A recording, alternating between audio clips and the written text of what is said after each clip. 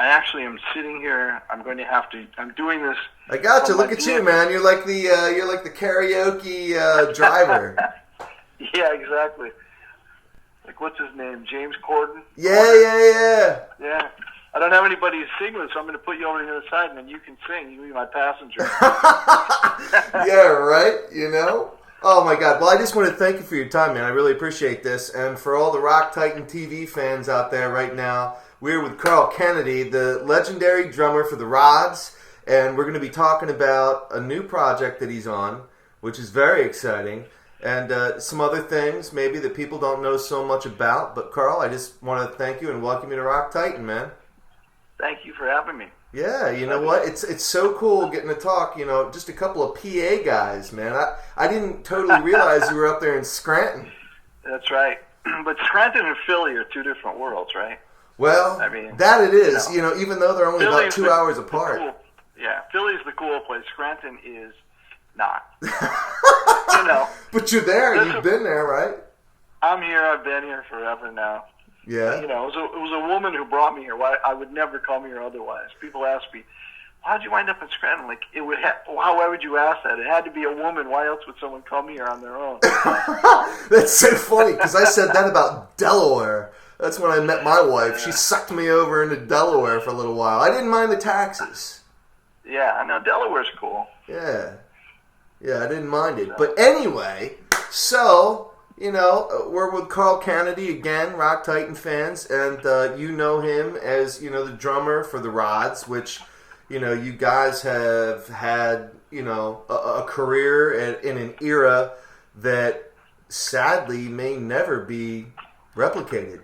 I mean, the music scene, it's changed so much. It has changed so much. But, I find people are, like anything, people discover music. And I find a lot of, we certainly see more young people coming to shows, and, so it's cool. People still find the music, so that's the important thing. Yeah. Now, you're not actually driving right now, are you? I'm not driving, but I'm thinking I should drive, because people walk by and go, they got different things going on. What's that guy doing? What the hell's going on? Don't text and drive. Don't Skype and drive. Especially when you have to do an engaging interview. Okay. Oh, my gosh. But, so, obviously, everyone knows you as the drummer for the RODS and one of the founding members. Right. But you've done a lot of producing in your period of time, and you've produced with a lot of very reputable musicians. So, I guess one of the questions that I have for you is, for you, as a musician, have you found a different kind of experience because of your knowledge of the production end of it, and then with the performance side of it? Do you find yourself maybe scrutinizing a little bit more over the work that you do? I absolutely do. And I play in a local band here in Scranton, and they're always busting me about the fact that I hear every little thing. But, from years of producing, but I think it might be a little intimidating, or at least, if nothing else, annoying to them. Right. But, they say, that one note's a little, like, it was flat in that section or whatever you're playing. And, it just gets annoying to them, or, but for me, it's just I'm so used to listening to the whole. Right. And, to everything. So that's how it is for me. And, other people just focus on their part, and if it's rolling by, and it's okay. So it's just a different way of approaching. So producing has definitely changed everything for me in terms of how I listen to music. When I listen to music now, I dissect it. Right. It used to be before I started producing, I listened to music, and it was always about the pulse and what's the groove and what's that pattern that, they're using, and what's the rhythm on top or the percussion part. And now I just try to listen to how everything's put together and the arrangement. It's just automatic. Right. So. Well, I want to encourage all of our viewers to definitely go out and check out the RODS, because you guys were part of that, the beginning, the foundation of heavy metal, in the 80s when it was born, and what made it great, and what so many bands today have pulled from. And, you're the master of the drum kit, man. I don't know how many drum solos I've seen of yours. I mean, it's absolutely fabulous. And here you are all these years later. You've got a new project going on that I know you've kind of been keeping under wraps, and it's just been, born recently. Let's talk about it. What you got going on? Well, St. James is It's actually a project that I worked on and produced, but was never able to play live. And they became a great live band. Right. And, you know, I was in the studio. I had a production company. I had a recording studio. So there was no way I could go on the road with them. Mm-hmm. So that whole thing was kept just secret. So we would write, rehearse, and record. Right. And then, you know, I would shop the recording. And they were kind of victims of bad timing. Because like a lot of bands, you know, I think the RODS got caught in that a little bit. Right. But it was a case for them of their music. We were shopping their music right at the time when grunge hit. Mm-hmm. And all of a sudden, these amazing guitar solos were out the window. You know, you're talking no more guitar solos. And now you're talking, instead of having guys, these guys were good-looking guys and, you know, they had cool outfits or whatever. Well, now, flannel shirts, that's it. Flannel shirts the leotards are gone, man. So you're totally screwed. Like, oh, my God, you have a look where that's wrong. You know, you get a white T-shirt, open it up a little bit, get a flannel shirt to throw over it, and, you know, you're good. Right. And look really disinterested in what you're doing. Like, stop moving around the stage and performing and stand there. And, you know, don't get me wrong. Like, I loved a lot of the bands. And, you know, I have no problem with changing of the guard. That's just the natural course of things. But for them, it was a case of we were caught up in that, and, you know, we just weren't going to get signed. And if it were today, then we could just release on our own. It wouldn't have been the bottleneck that you had then. But at that point, indie projects were just not happening. You had to have a label, and that was your pipeline into mass audience. And without it, you were kind of dead in the water. Right. So, well, I'm glad you brought that up. Early 90s. Yeah, I'm glad you brought that up, because I know that there's such a huge disparity between what's going on in the United States now versus what's going on over in Europe. And Europe, I mean, it's almost like the 80s all over again. I've got a number of friends over in the UK and, you know, in Scandinavia, and it's unbelievable over there. I mean, you take what you're doing over here and you go over there, and it's like you are a god.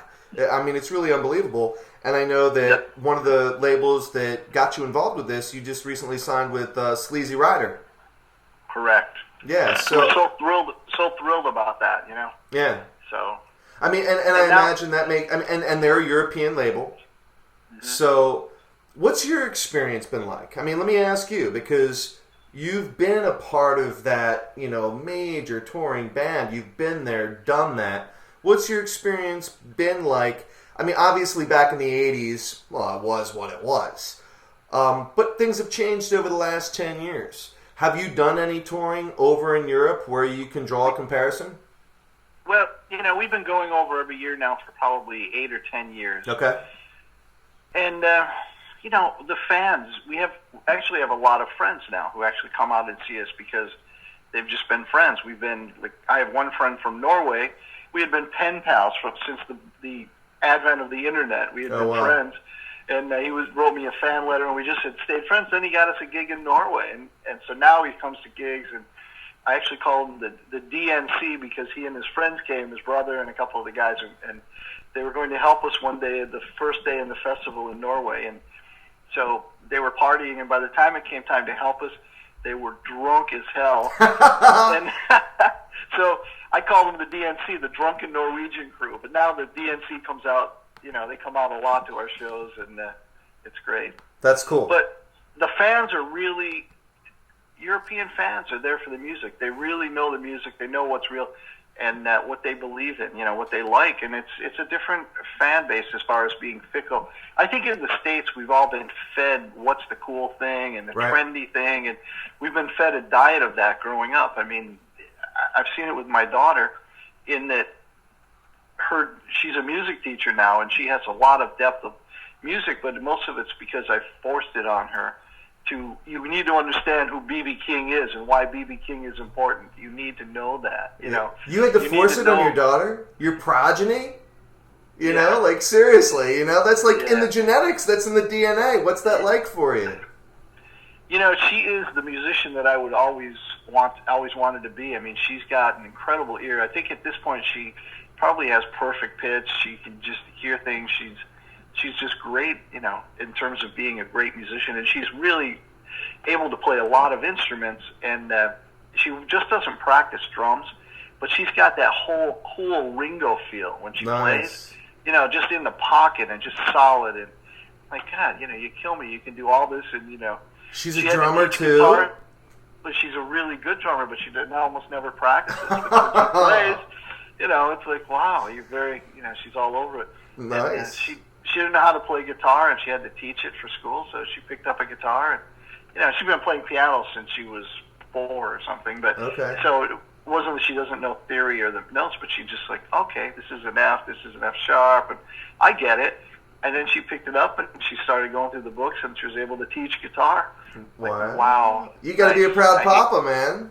Actually, I hate her sometimes for all that talent she has. Like, wow, I want some of that. But no, I'm very proud of her. No, that's cool. Well, I mean, at the same time, I have a daughter myself, but at the same time, I've never been a rock star like yourself. So having a daughter, knowing that she's in that musical world, and you having been, being a rock star, in that industry, well, knowing how all that goes together, you got to be a little guarded, yeah?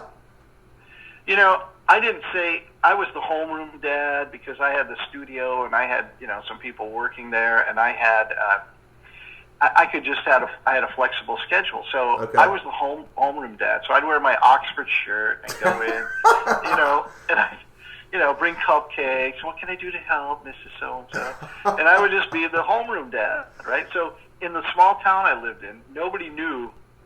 And they knew I had a recording studio, but everybody was from out of town. So they had no idea who these people were, except sometimes you'd walk into a restaurant and people would look terrified because of these long-haired, crazy-looking guys. And, they'd be a little frightened at first. But overall, that was it. We'd go to restaurants for lunch. And so it didn't she was in school and nobody really knew anything. And so then one day, it started to leak out as she got older. There was somebody in town who was a RODS fan that saw me in the supermarket. And they're like, oh, man, I'm a big RODS fan. It was very cool, That is cool. Friends. We've become friends since then.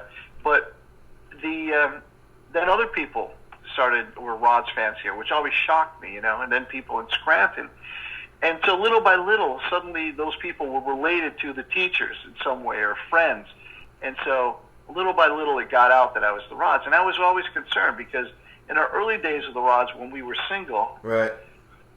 It got a little crazy. We were hanging with biker chicks. Right. There were cameras and there were craziness, and so there's a lot of shit out there that I'm like, oh boy, because I didn't tell my daughter anything. And then one day, I don't know, she must have been like 12 or 13. She picked up Let Them Eat Metal. Oh, yeah. Oh, no. She found it, right? So she's looking at it, and she just looks at me, she goes, nice. Yeah, nice. Oh, my God, that's great. That's great. Like, what can I say? We were Spinal Tap. What can I say? Oh, my gosh. Well, let's talk St. James. This is exciting, man. I mean, this is finally going on, and I know that this is something that you're really looking forward to, and you're fully engaged in right now. So, and you did so many albums with RODS, Now, with St. James, correct me if I'm wrong, but they just released their first studio album, is that correct? This is our first. We've recorded a lot of material. Right. And the way this came about, I was going through, and I called Bob in the band, and I said, I just found a ton of masters. Wow. And so he's like, wow. So little by little, it evolved. Like, we need to do something, with this. Let's see what's up. So that's how it all came about. It was an organic thing. It wasn't anything planned or premeditated. No. And so then we just sort of transferred it to digital. Okay. And it was in a number of formats. Some were the reel-to-reels, half-inch, quarter-inch. I actually have songs that we haven't done yet that are on. They're called a Sony Beta. I'm not sure if you're familiar with that old format. This was one of the first. I think at the F8 or whatever. It was one of the first digital formats. Wow. On beta videotape. Okay. And I still have that from my studio. I can still transfer that old stuff. Nice. I haven't done that yet. But so it's exciting about all these songs, and that's how we called this album, was pulling it from those masters. There's still a ton of material that's been recorded. Very cool. And now, because we're excited about this, we're actually starting to do new material. Nice. So, are you guys going to be touring? I mean, can we be expecting to see you playing venues around, not only the Philadelphia region, but nationwide? Well, we're talking about doing, at least when there's an album out, when the album is released, doing a CD release party, maybe in Connecticut, and maybe doing some dates around that, and then we'll see where it goes. But, we'd love to do some touring. Yeah, because they're based out of New Haven, yeah? They are. Okay. Yeah. And for me, like having worked on these songs, worked on the arrangements, being part of the whole process, and then never getting to play them live. You know, for me, I'm psyched to do that. I mean, to hit the stage with these guys, and I love these guys, and they're great players, and I'm just looking forward to doing it. So I'm hoping that'll happen, and we'll at least do a few dates when the CD comes out, if not more. Okay, so you've got all this material, and I got to ask you, because one of Rock Titan's wheelhouses, one of the things we're really trying to drive is to resurrect music TV. Now, obviously, when you were with the RODS, you were there at the birth of music television, when video killed the radio star, and that was all going on, and it was huge, and everyone started wearing makeup and do their hair and wearing spandex and all that craziness. And within the last 15 to 20 years, that whole thing really kind of died out, and it gave way to reality TV. And I know that my generation is crying out for it to come back, which is why I just said, you know what, we got to do this. No one else is going to do it. I mean, the people that sold out, it's not like they're going to change course, so someone else needs to kind of step in and fill that void. How do you feel about that? Like, how do you feel personally that music television had an impact on your career as a musician, and is that something that you feel is important to what you do? Well, I think it did impact our career in a certain way, but I think that it was, now I think it's really important, and I think now you have options to do really great videos at low cost. Yeah. That wasn't available to you at the time when I was doing them, when the RODS were out. Right. I mean, if you notice, now we didn't even do a multi-camera shoot. One of the only videos we have, which was, actually costly at the time, which is just hysterical to watch now. It's just too funny. Sure. My friend Victoria in the back seat of this car, and we still laugh about that. It's just a crazy video. But I think it impacted the RODS back then in that it did have an impact, because as video became a very big promotional tool, we had no label support. Right. We were then on an indie label that barely gave us money to a budget for an album. Right. So totally doing video, which was so important, especially then.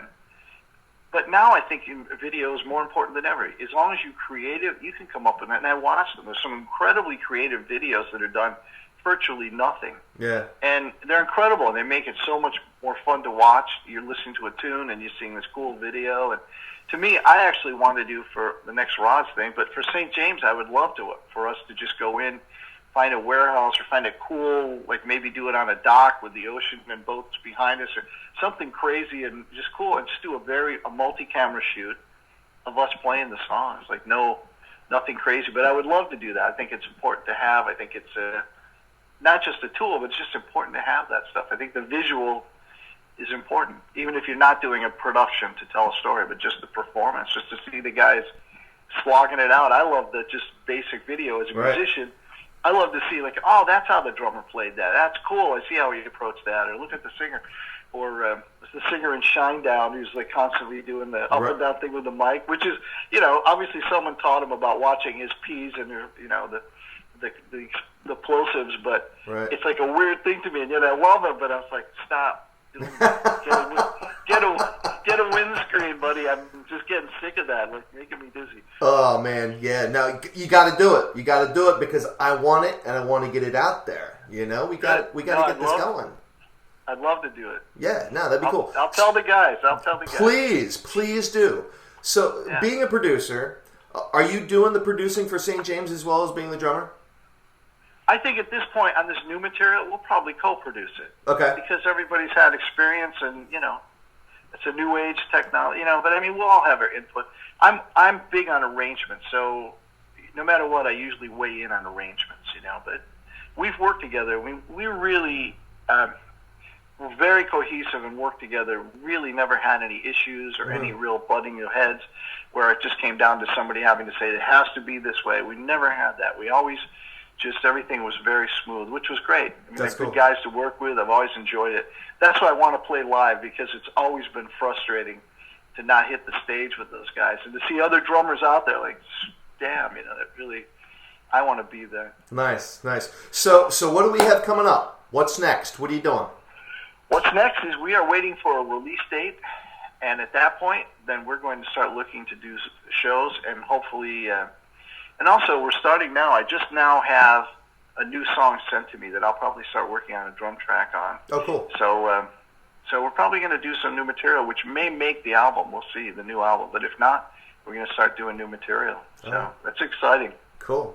Very good. So for everyone that wants to, obviously anyone can Google the Rods and, they can find all that stuff. But as far as St. James goes, where's everybody going to get this material? You can go to Facebook, and you can do St. James there, and you can also go to my page, Carl Canedy, and you can do that. All right. And also you can do, you can go to the RODS.com, and all my information is there. Okay, cool. Well, I see people are like, what's this dude doing in his car? I know. It's cracking me up. Oh, man. Well, Carl, I just want to thank you so much for your time again on Rock Titan TV. And, man, it's really been a pleasure and a privilege, and I appreciate it. I really enjoyed doing my James Quarter with you, man. It was a lot of fun. Oh, man, definitely. Well, we will be in touch. Everybody, Carl Canedy. And I think the next one we do, I think we should do it with you next to me. We'll get a couple of cameras. And Let's do it, man. And we'll sing. We'll do some overkill material. I got some vocal skills and whatnot. And actually, it's funny you brought up overkill because not to get too off track, but this weekend I'm going to be meeting with a band called Generation Kill, which has got one of the guys from Overkill, and they're actually getting together with McDaniels from Run DMC. So they got this new thing going on, and so I'm going to be out in Bethlehem. Actually, I know. Nice. Yeah, so very cool. Yeah, we're trying to bring it back. But again, Carl Canedy, everybody. Great talking to you, man. Thanks so much, man. Talk to you later.